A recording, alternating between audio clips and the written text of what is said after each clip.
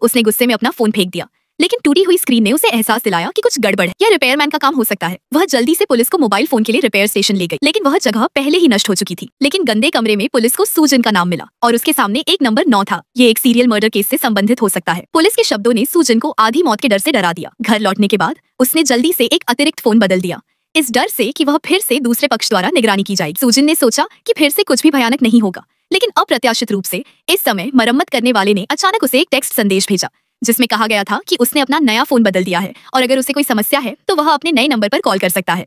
इस स्थिति को देखकर सूजन ने बहादुरी से फोन किया, लेकिन अप्रत्याशित रूप से फोन उसके अपने घर की छत पर बज उठा।